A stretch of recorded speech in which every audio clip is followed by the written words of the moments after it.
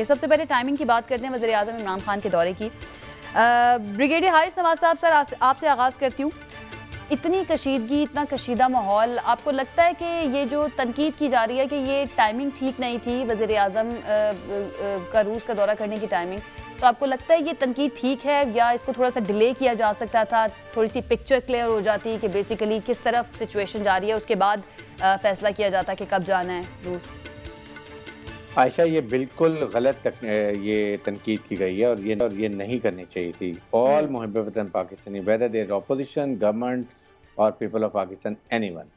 बात ये है कि 17 जनवरी को जब ये हमारे प्राइम मिनिस्टर गए थे चाइना, तो वहाँ पुतिन से मुलाकात हुई, वहाँ ये डिसाइड हुआ कि उन्होंने इन्वाइट किया और फिर उसके बाद 24 फरवरी दी, जिसको लड़ाई भी नहीं हुई थी। अगर इस वक्त दौरे को अगर कैंसिल करना था तो रशिया को कर सकता था, कि उनके पास रीजंस थे कि हमारे हालात बहुत ज़्यादा रशिया इनसे यूक्रेन से ख़राब हो गए हैं और इस वक्त we are very busy and we will not be able to give right time to your excellency prime minister, so आप इसको पोस्टपोन कर दें।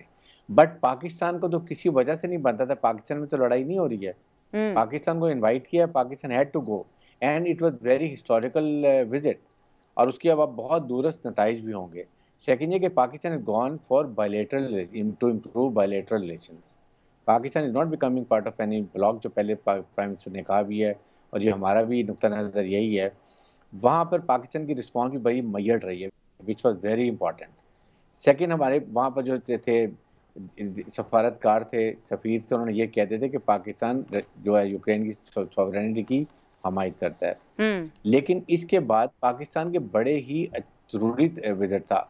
आपके उसने इकोनॉमिक रिलेशन देखें, वो यूरोप को 50% गैस सप्लाई करता है और पाकिस्तान को कराची से कसूर के लिए जो पाइपलाइन मिल रही है, तो ये कितनी इंपॉर्टेंट है। जो भी 90% मामला सेटल हो गए हैं, ये it's a big deal after I would say steel mills के बाद। सेकंड ये कि पाकिस्तान के मिलिट्री टू मिलिट्री कॉन्ट्रैक्ट बेहतर थे, लेकिन अभी और बेहतर हो जाएंगे। सेकंड, अमेरिका और India they become almost declared strategic partners, quad group उनका बन गया है। तो why not Pakistan should explore other options. कौन रोकता है आपका, यूर इंडिपेंडेंट सॉवरेन कंट्री। हमारा राइट है कि हम जहाँ जिससे मर्जी बात करें। हमारे यूरोपियन यूनियन से भी ताल्लुकात हैं, अमेरिका से भी ताल्लुकात हैं, एंड देन ऑफ कोर्स अगर रशिया से ताल्लुकात हमारे बहुत बेहतर हो जाते हैं। It's a big economic jump. Russia influence all Europe, ये सेंट्रल एशिया को। चाइना भी वहाँ पर इंटरेस्टेड है, और अगर हमारे अफगानिस्तान से ताल्लुकात हालात ठीक हो जाएं, नॉर्मलाइज हो जाएं, वहाँ पर पीस हो जाए, अमन हो जाए, तो आप देखेंगे कितनी जल्दी हमारी कनेक्टिविटी होगी उनके साथ बलूचिस्तान के थ्रू गवादर में। और अगर गवादर ऑपरेशनलाइज हो जाता है तो पाकिस्तान एक इस्लामिक मुल्क है, हम एक न्यूक्लियर मुल्क हैं। अगर इकनॉमिक तरक्की कर लेते हैं तो अपने फैसले अपने मुल्की मफादात में करेंगे। दैट इज़ द रीज़न हमें अब हाईजैक नहीं होना। I think we have been really 70 साल हमने एक की तरफ डायरेक्शन देखी है और हमें हर इवेंट टू इवेंट हमें रिस्पॉन्स दी गई, otherwise we were left alone and we were ditched. Even now all the time do more. Even now America what is doing it, but America is a big country. We have to remain engaged with them. We have to maintain good relationship, military to military, government to बिल्कुल। government। America की standing, America किस तरह से इस दौरे को देख रहा है और क्या इस दौरे के बाद अमेरिका का जो असर रसूख हम देखते हैं इंटरनेशनल इदारों पर, जो फिर पाकिस्तान पर असरअंदाज होते हैं मुख्तलिफ तरीके से, FATF की बात कर लें, IMF की बात कर लें, इवन UN की हम बात कर लें, तो वो पाकिस्तान पर किस तरह से असरअंदाज हो सकते हैं, क्या या फिर अमेरिका भी उनको इस्तेमाल कर सकता है, इस पर भी हम बात करते हैं। बाकी मेहमानों को भी मैं शामिल गुफ्तगू कर लूँ। ताहिर मलिक साहब, सर मैं आपसे भी यही जानना चाहूँगी, आप भी यही समझते हैं कि ये ठीक टाइम था और बड़ा ज़रूरी था ये दौरा करना? इट डज़न्ट मैटर अगर रशिया और यूक्रेन के दरमियान इस वक्त कशीदगी है बहुत ज़्यादा, लेकिन ये दौरा जो है बहुत अरसे से स्केजुअल था, तो ये राइट टाइम था वज़ीर आज़म का रशिया जाने के लिए? मेरी राय में ये मुनासिब वक्त नहीं था। एक तो जो अभी तज्जिया दिया है ब्रिगेडियर हारिस नवाज साहब से, मैं इससे मुत्तफिक हूँ कि रूस से हमारे ताल्लुकात होने चाहिए, और वो ताल्लुकात कई मल्टीपल लेवल्स पे हैं, एनर्जी से लेके, इकोनॉमी से लेके, डिफेंस से लेके, वो होना चाहिए। लेकिन जब तक टाइमिंग की बात है, जब war is a very serious business, जब एक क्राइसिस लाइक सिचुएशन है तो आप वहां पहुंचते हैं और जंग हो जाती है, तो जंग में आपको पोजीशन लेनी पड़ती है कि आप रूस के साथ हैं या यूक्रेन के साथ हैं। अब यूक्रेन के साथ भी हमारा दिफाई तावन है, डिफेंस प्रोटेक्शन का। वहाँ हमारे इन्वेस्टर ने 2 दिन पहले उनके डिप्टी फॉरेन मिनिस्टर से मिलकर एक बयान दिया है। दुनिया और वार के बाद जो डेवलपमेंट्स अनफोल्ड होती हैं उसमें जल्दी पोजीशन लेनी भी नहीं चाहिए। आपको देखना चाहिए सिचुएशन फ्लैक्स में है कि वो किस रुख जा रही है, न्यूट्रलिटी है, और अगर उसके अंदर आगे, या फिर ये कि जब हम वहाँ जा रहे हैं तो ऑप्टिक्स उससे ये होंगे कि हम उस वक्त रूस को सपोर्ट कर रहे हैं। तो सपोर्ट करना या ना करना ये दोनों वेल कैलकुलेटेड डिसीजन होने चाहिए, कॉस्ट बेनिफिट एनालिसिस होना चाहिए। जो जज्बाती डिसीजन होते हैं, इसी तरह कौम जो है वो गल्फ वार में जब इराक ने उस पर हमला किया था कुवैत पे, तो उस वक्त कौम और फौरी उस वक्त के जो सरबराह थे असलम बेग साहब, उनकी भी ख्वाहिश थी कि हम स्ट्रेटेजिक डिफेंस के तहत इराक और सद्दाम हुसैन की मदद को जा पहुंचे। लेकिन वार के अंदर जो एक तो ये कि जब हम बायलैटरल डिसीजंस में जा रहे हैं, और हमारा ये आज भी इमरान खान साहब ने, वजीर आज़म ने जो स्टेटमेंट दी है वो बड़ी कॉन्शियस है, और उन्होंने इसे पीसफुली रिजॉल्व करने की बात की है। उन्होंने ये भी कहा है कि इसके माशी असरात भी अच्छे नहीं होंगे। तो आप एक ऐसे वक्त में क्राइसिस की सूरत हाल में जाते हैं जिसमें वार में क्राइसिस डेवलप हो सकता है, तो सारे दौरे की जो फिजा है, एनवायरनमेंट बदल जाती है।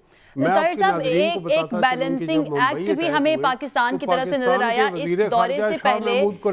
जो पाकिस्तानी सफीर हैं यूक्रेन के अंदर, उन्होंने यूक्रेन की नायब वजीर खारजा से मुलाकात की और उनको इस बात का यकीन दिलाया कि पाकिस्तान यूक्रेन की सालमियत और खुद मुख्तारी की हिमायत करता है। तो एक बैलेंसिंग एक्ट के तौर पर देखते हैं आप इसको कि पाकिस्तान कर तो रहा था रशिया का दौरा वज़ीर आज़म, लेकिन साथ ही साथ उन्होंने यूक्रेन को भी मैसेज पहुंचा दिया कि हम आपकी खुद मुख्तारी की रिस्पेक्ट भी करते हैं और इसकी हिमायत भी करते हैं। तो मेरी राय में तो देखें, ये तो एक पोजीशन लेनी होती है ना।